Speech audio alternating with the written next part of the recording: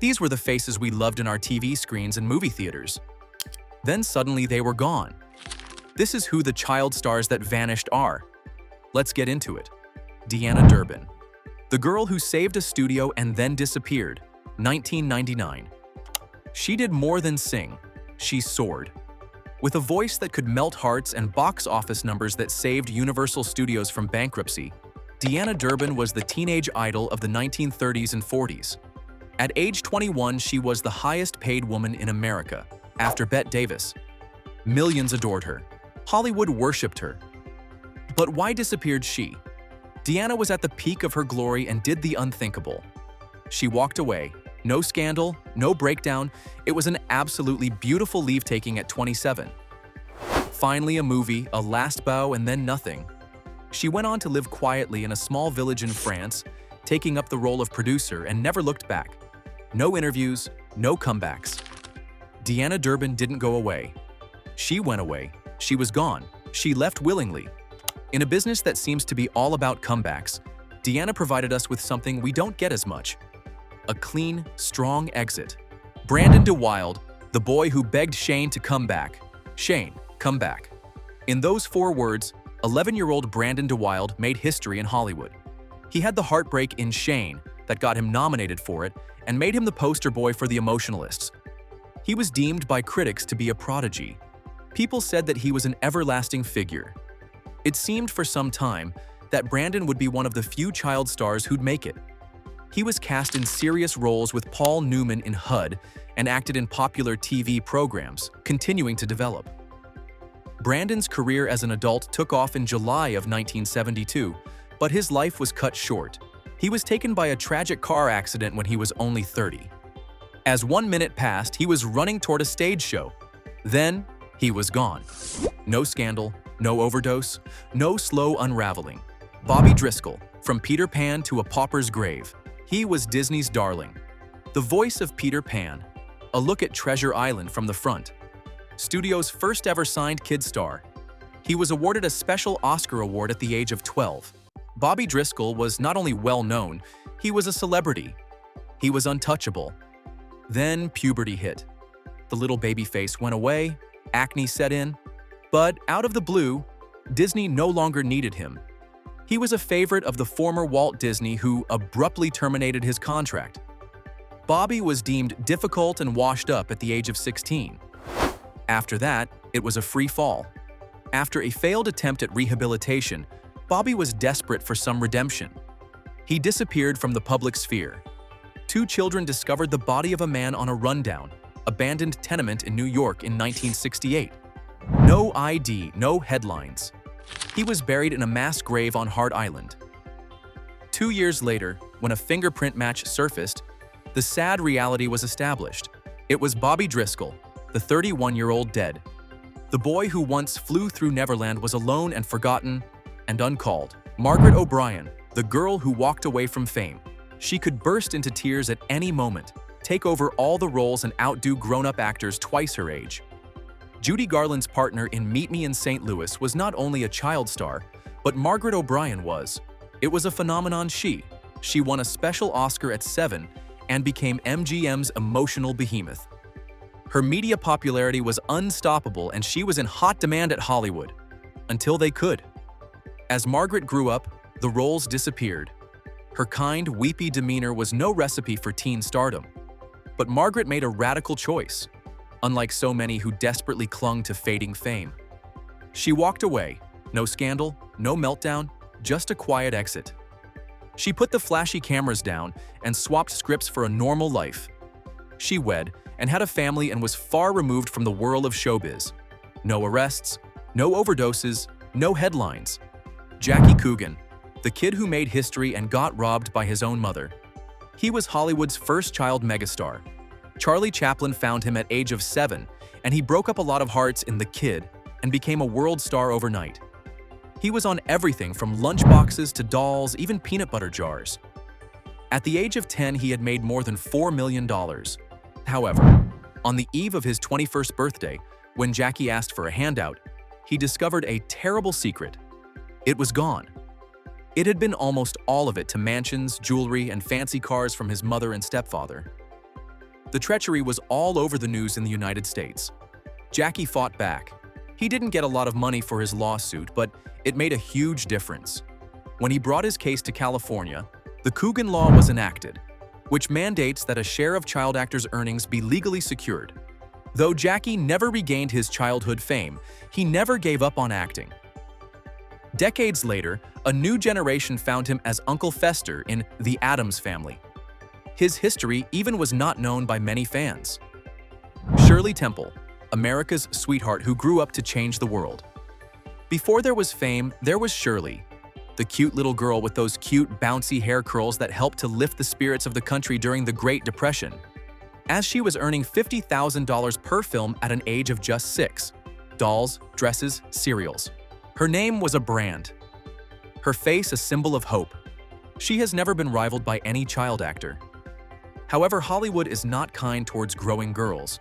Her box office charm wore out by the age of 12. She was let go from her studio. Teenage roles flopped. It was the industry that used to revere her that dumped her. At the age of 22, she left her silver screen, raised a family, and began a political career all on its own. She was a diplomat and served the U.S. at the United Nations, as ambassador to Ghana and then to Czechoslovakia. Tommy Rettig, the boy who walked away from Lassie. Millions of Americans were familiar with him in the 1950s, as just Jeff, the wide-eyed farm boy who shared the screen with television's most loyal dog. Tommy Rettig was no child star. He was a national treasure. However, Tommy was having difficulties underneath the surface. He only was 14 years old and he surprised the producers by appearing to want to break the contract. He didn't want to be raised as a star. He wanted to get his life back. The rest of the evening was not exactly peachy keen. Tommy's image, cast as a child, did not allow him to get into any important casting. Then, there were the arrests, drug charges, and inevitable fall from grace. Hollywood turned its back. However, Tommy failed to lie down. Surprisingly, he had to reinvent himself, this time behind the scenes. He entered the booming computer world and became a trailblazer in the field of database programming, as well as a popular author among the tech world. At his death in 1996 at age 54, Tommy Rettig left behind one thing that few child stars can boast: a second career, all his own. The Baby Peggy cosplay, the most expensive doll by far. In the pre-Walt Disney years, Shirley Temple wasn't in tow. Instead, Hollywood's first true child star was Baby Peggy. At the age of 5, she had already made more than 150 short films and was making $1.5 million per year. The curls were a facade, however, for a little girl who was being worked like a machine. Playing 6 days a week, 8 hours a day? Need tears? They would put an ice cube on her face until she cried. And the millions she made? Gone. Her father squandered her on poor investments and a sense of self. By the time they were 7 years old, all was over. Her life was ripped from her young, and she was forced into the vaudeville world to earn a living, playing nightly. As she matured, Baby Peggy disappeared. Diana Sarah Carey was born in her place. She quit acting, changed her name, and attempted to go on with a normal life. Little Rascal to Lost Soul. Scotty Beckett's journey to fame. Sly, charismatic, and with a sideways cap, Scotty Beckett was Hollywood's golden boy. He was a thespian star, wooing hearts first in Our Gang comedies, and then effortlessly moving into feature films as the youthful face of movie stars such as Spencer Tracy. Scotty appeared to have the recipe for a child star for some time. At age 14, Scotty's father passed away, and everything changed. Grief became addiction. Glory turned into a plague. By the end of his teens, Scotty was spiraling pills, alcohol, and arrests. America's handsome boy became the headline of the tabloids. When Scotty arrived at a nursing home in 1968 following an enigmatic beating, 2 days later, he was found dead. A barbiturate overdose. He was just 38. Freddie Bartholomew, the perfect English boy who vanished behind a desk. During the 1930s, he was cinema royalty. Affably British and sentimentally touching, Freddie Bartholomew replaced Shirley Temple as MGM's Goody Two-Shoes in David Copperfield and Captain's Courageous. He was one of the highest-paid children of the Great Depression, earning $2,500 a week.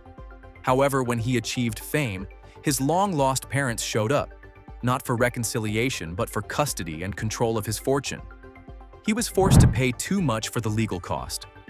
He was expected to cool off like a glass of ice water after dropping off MGM at 14. But Freddie didn't play that role. Instead, he went into the service, then, behind the scenes, went into television advertising. From there, he has worked his way up, from the bottom and into the commercials world, where he became a commercials executive as well as an award-winning director. Claude Jarman Jr., the golden boy who chose real life. Claude Jarman Jr. was just 12 years old when he took on the roles of several characters for The Yearing. He astounded everyone with his performance and became an instant star, earning him an Academy Juvenile Award. Then he vanished. Claude was a rare child star who was not pushed out. He walked away. No scandal, no breakdown, simply a measured choice to step back from the limelight and remain at the helm. Claude Jarman Jr. passed away in 2025 at the age of 90. He did not die in a tragedy. He vanished away in wisdom. Bonita Granville, bad girl to power player. Other child stars were sweet and innocent, but Bonita Granville was the antithesis of them. She was 13 when she floored the audience in These Three. The performance was so chilling it earned her an Oscar nomination. And at 17, she wowed him in Hairspray. By 1940s, however, the spotlight faded. There was a twist to Bonita's story, though. In 1947, she wed oil tycoon and producer Jack Rather and became an executive in addition to being an actress. They teamed up to create an entertainment empire that included the production of shows such as Lassie, as well as hotel and television ventures. At the time of her death in 1988, she had surpassed her critical acclaim as an actor with her business achievements. Beverly Washburn, the author of The Girl Who Cried Real Tears and Made It Out Alive. She was not a superstar such as Shirley Temple. There Beverly Washburn was. She went from being the Lone Ranger actress to Old Yeller, and was one of the most sought-after child actors of the 1950s. Others burned out or disintegrated, but Beverly persevered, quietly, steadily, smartly. She transitioned gracefully. No scandals, no courtrooms, simply work and gradual fade out. She even penned a memoir, Real Tears, which she did not do to expose, but rather to reflect. At 81 years old today, Beverly's legacy is not one of tragedy, but of resilience and of living in Las Vegas. Gloria Jean, the girl who could have been the next Deanna Durbin. In 1939, Universal thought they'd found their next big star. Gloria Jean was billed as the next in line to Deanna Durbin. Before she reached her 21st birthday, she had appeared in more than 20 musicals. By the late 1940s, however, audiences were no longer captivated by musical comedies, and Gloria's career took a downward turn. She didn't fight for food, she walked away. No scandals, no bitterness, just as she is in her life. Later, she told me simply, "When it was time to move on, I moved on." Gloria Jean died in 2018 at 92. Johnny Crawford, the rifleman's son who grew up with a song. In The Rifleman, 1961, Johnny Crawford wore Mark McCain's shoes at the tender age of 12. They've seen him from his childhood to adulthood over 5 seasons. However, Johnny had more to his performance than acting. In the early 1960s, he was back on the music charts with hit songs such as Cindy's Birthday. For a short while, it seemed he might become a grown-up entertainer instead of a child star. But Hollywood is a hard boss to please. Cast as the innocent son, Johnny had trouble finding proper adult roles. He continued to work but never again to the same fame. Rather, he pursued his passion, music. Johnny passed away in 2021 at age 75. Jay North, the dark side of Dennis the Menace. With his striped shirt and mischievous grin, Jay North was Dennis the Menace. He was one of the most popular children in the USA for 4 years from 1959 to 1963.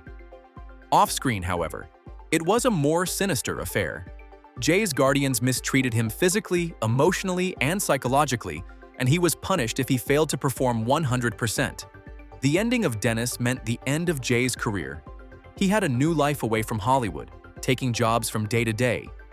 He is now 73 years old and sometimes visits fan conventions to talk candidly of his abuse. Martin Stevens, the boy who haunted your nightmares, then vanished. Two performances early in the 1960s ensured that Martin Stevens' name will never be forgotten. First as the chilling David Zellaby in Village of the Damned. He then followed in Miles's footsteps in The Innocents. He was praised by critics as one of the most talented young actors of his time. And then he was gone. At age 16, after a couple of more shots, he just stepped out of the frame. No comeback tours, no tabloids. He'd traded in acting for a private life, far removed from the glitz and glamour. Martin Stevens never succumbed to an early death or to addiction. He did something that is rare. He abandoned terror and embraced tranquility. Kevin Corcoran, Disney's Moochie. Kevin Corcoran was instantly an iconic Disney face to Disney purists of the 1950s and 60s for being Moochie. He was used in a variety of Disney shows and movies such as the Spin and Marty series, and movies such as Old Yeller and Swiss Family Robinson. At a young age, Kevin knew that he had a future behind the scenes, and from many other child stars who were dealing with transitioning into adulthood, he did not. He made a successful move into assistant directing and co-producing, such as Quantum Leap and Baywatch. In 2015, when he died at age 66 from cancer, Kevin left behind a legacy as a reliable child star for Disney and as a respected television producer. When love and loss meet. It's such an unusual and special story that it deserves the last word. Margaret O'Brien. When she became most popular, she was considered to be MGM's most valuable child asset. Her command of crying has been the subject of great admiration from the directors. When the work began to dry up, however, Margaret refused to resist. She didn't beg, she didn't cling, she simply left. She married, had children, and never worked again due to her good management of her finances. She's one of the few remaining survivors of the golden age of Hollywood today. Their tales are a lesson in the precarious nature of fame. Childhood is fleeting. The light of the spotlight, regardless of how intense, cannot guard you against what comes at night. Thanks for watching. Like and subscribe for more excavation into Hollywood's secret histories. Next one in the next one.